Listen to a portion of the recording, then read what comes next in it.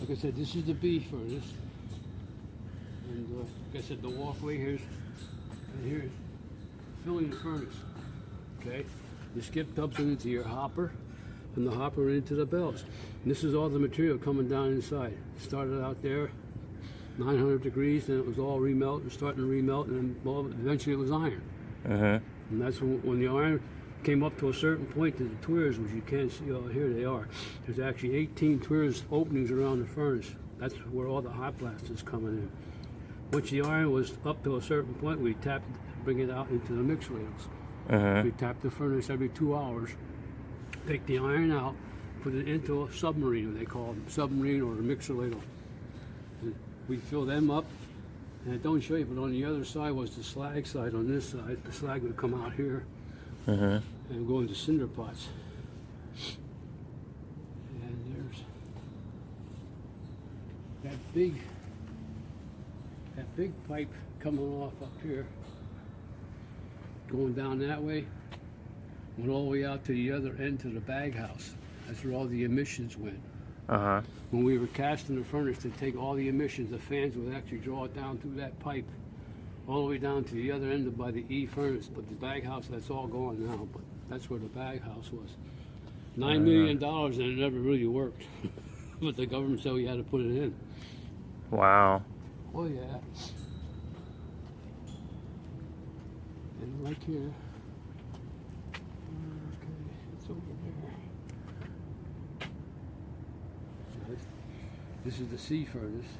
This is the one we finished up with on November the 18th, 1995. This is when we made the last cast on this furnace. Wow. I wasn't here. I went home. They scheduled me 3 night shifts for my last 3 shifts in the company. Night shift, right? And I was the senior foreman. I said, take your night shift and shove it. What are you, goofy, I said? I don't know if you heard about it, but there's a documentary that I think they just made called The Last Cast. Yeah. Did you see it yet? Or a documentary somebody made? Yeah. They showed it down here. Yeah, they over here on the 20th. Yeah. Yeah, I was there. Oh, okay. They had a thing inside the Arts Quest is the movie theater. They had it in there. It was pretty well full. But there was actually about 10 guys of us that worked in the blast rooms that were there. Oh, good. Yeah, I had that. Like I said, I had that at home. Yeah, I'd like to see it sometime. It's just a little. Well, they have a movie. I don't have the movie. Yeah, well, maybe they'll show it again or something. They probably will. They probably because the guy who made it, there was a bunch of guys that got together from the union, and they were giving talks there at that particular meeting that they had. Now, you see this? See, these are 3 stoves. These big tubes. That's the stoves. That's how we heated the air in the blast furnaces. But over there's the other Otis elevator going up to the top. That's how we got up and down. But all the coal blast came from over here. I'll show you. Okay. But each furnace had 3 stoves. Some had 4. That was the air that was heated that went into the furnace to remelt everything coming down inside.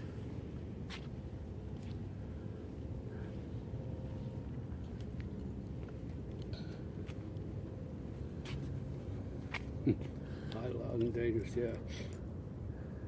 I guess this is more about like the early, this is real early days. Yeah.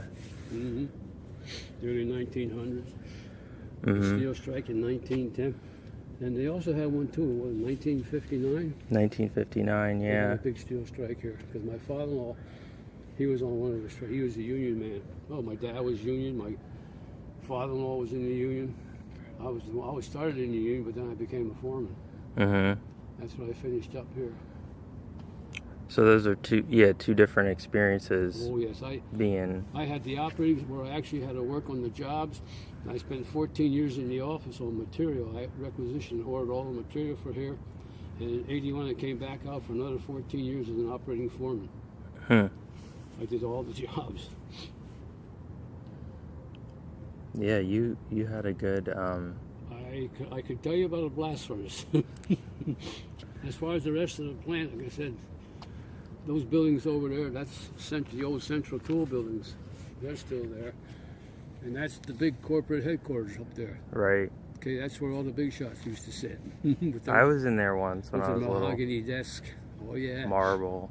Yeah. Oh yes. I was in there a couple times. When I worked in the office, I had to write requisitions, which had to be approved by some of these clowns and people sitting over there. It's a shame because the building's falling apart. Look at it. Yeah. Windows are broken. The roof leaks. There's water coming down inside. They said, that's a shame. I thought there was a plan for that. I thought there was too, but apparently it never worked out. Like, I thought that was going to become another hotel or something. Well, like, it could have been. Sure. It's big enough. It sure was. Yep. There's still so much here to be, redeveloped or, Yeah. Oh yeah. Yeah.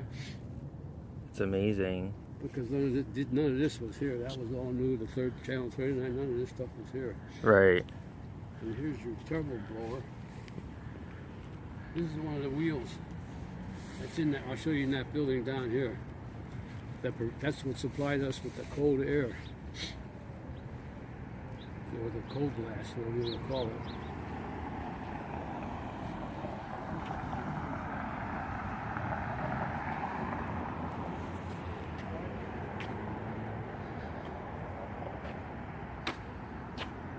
See, like I said, there's 1, 2, the big 3 stoves. Because all the air came from over here, and it came into these stoves, which were preheated. Mm-hmm. And everything was heated, going up, and once it got to a certain temperature, and then from there it was sent through a hot blast valve into the furnace itself. The 18 tweers, that kept, all the material coming down kept it remelting. But this is how we heated what they called the hot blast. Uh-huh. Off the stoves. It was quite an operation here. I'll tell you what, Josh, there was so many things going on at one time in this department. People had no idea. And everybody said, oh, you worked, you were a foreman, you didn't do nothing that night. Oh, really? I wish I had you here at 3 o'clock in the morning changing the tweer. Well, that's how they always think the other shifts or whatever has it easier. Yeah, right. Mm-hmm. Yes. I did it all, let me tell you, young man. So since you were here at the very end, like, how long before that did you know, or did you realize we were told a year before we were going to shut down. A year. All the employees, we were told you're going to go for another year, and then we're going to shut down so everybody can make arrangements. Yeah. Whatever we had to do. So I was fortunate enough. I had 31 years of service. Right. So you knew you could count on getting that pension. Right. The week after we shut down, Sandy and I went right over to the Martin Tower, and I signed for my pension right then and there. I've been on pension 20 years. Yeah. But the guys that had 29 and a half. That was a problem, yeah. Right. They either had to get transferred. Some got jobs in Lackawanna. No, Lackawanna was closed down. In Sparrows Point, Maryland. Yeah. Some went down there. Some went out to Burns Harbor, Indiana. Right. Sparrows Point, Maryland's gone. That's finished now, too. Burns Harbor still is operating, but what they make sheet metal for the automobile industry. Burns Harbor, Indiana. So, but I don't know how many furnaces they have going out there. Mm-hmm. But I've heard of it. Yeah. We built, with the profits from this plant, we built Burns Harbor, Indiana plant. Mm-hmm. With the profits from this plant, because I was involved in sending material out there. Because I worked in the office at the time. Right. Oh yeah. Yep. But just the total number of people that were here when you started in 64 versus 95 must have been a huge difference. Like, okay, when I started in the plant here, this plant was what, 4.5, 5 miles long? There was 12,500 employees in the Bethlehem plant mm-hmm. when I started in 64. And other coke works and other shops, the iron foundries, all that stuff. Now, like I said, what's left? this is what's left. But they did do something to keep it. Pay tribute to it. Yeah. Oh, which yeah. is nice. And like I said, they have, when I started, we had the B, C, D, and E furnaces running, 4 furnaces full. And we were making around 3,000 tons a day of liquid iron in a 24-hour period. Which we supplied the iron to the iron foundry, to the steel foundry, and then they built the BOF. And 90% of the iron that we made here went to the BOF to make steel. Mm-hmm. So the BOF is the basic oxygen furnace. Furnaces, which they're all gone now too. Yeah. But that's what we supplied all the hot metal, the liquid iron. And they in turn put scrap in it and injected it with oxygen, and then it became steel. From there it went into the mills, and that's where they made all the structural products. That's the coke track. That's where the coke train came in. And all these capstans we have here, there's capstans that are so far apart. There's 2 coke dumpers on the job at all times. One on this walkway and one on that walkway. Their job was to empty the bottom dump cars, get all the coke out, close them back up, and then the railroad would come in and pick up the cars, take them out, and bring full cars in. The ore handling, the ore cars, that was their responsibility. It was the operator. His job went back and forth to the ore yards to keep filling them, bringing stuff in. The ore yards, which is now the casino. That's where the ore yards were.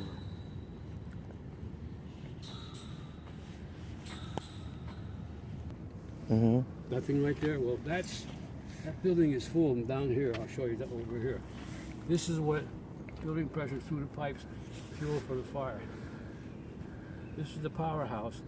That supplied the cold air, which went into the preheated stoves. And after a certain temperature, from there, went into the blast furnace. That's how everything kept being melted, coming down into the furnace. Cold air into the hot stoves, into the hot blast furnaces, to the blast furnace itself. That's how everything was preheated. See, these are the power engines that pump pressurized air into the blast furnaces through the stoves. And I'll show you over there. They brought this one out here to show to the public, and they painted it up to make it look nice. Yeah, it's pretty impressive. This building and all the operators, all those turbo wheels, the Smithsonian Institute wanted to buy them. Oh, really? They never did sell them. That's how old they were. Wow. Oh, yeah.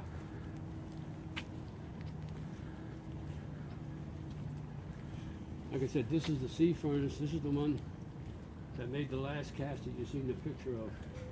You can see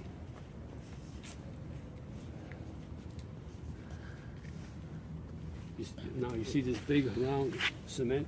There was 2 tanks here. There was one there and one underneath here. That was the closed water system. That's where all the dirty water came from the furnaces. Oh, okay. And that was from there went. We had a door thickener plant, which is also gone. All that water in these tanks was being circulated with a big rake, and then eventually it was pumped up into a filter system, which was down here, which is gone. And that's how they made filter cake out of it. They took all the water out of it and made filter cake. What's that? It's like a hard clay. Okay, the filter cake was that, like I said, it was just taken and it was dumped down the cinder dump somewhere.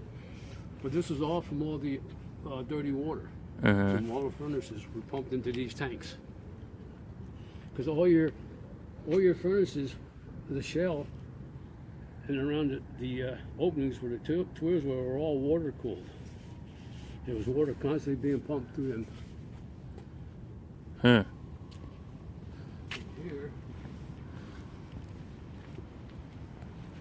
okay. You look over there at those ladders going up, the steps there. That's up there was where the picture was taken in the last cast, where the guys were standing. Oh, okay. I mean, I think they have a picture down here of it. Yeah, I think so. That's where the last cast, the picture was taken of the C furnace. And there is a cinder car sitting down there. There's also mixer ladles sitting underneath the cast floor. You can't see them, but right there is number 59 mixer ladle sitting down there. Oh, yeah. That's what we carried. That carried the iron, and over at the other end is the cinder pot. That's what carried the slag.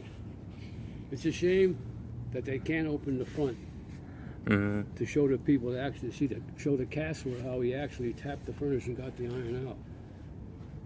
But probably because the railroad is on that side, I guess. Yeah. Maybe that's...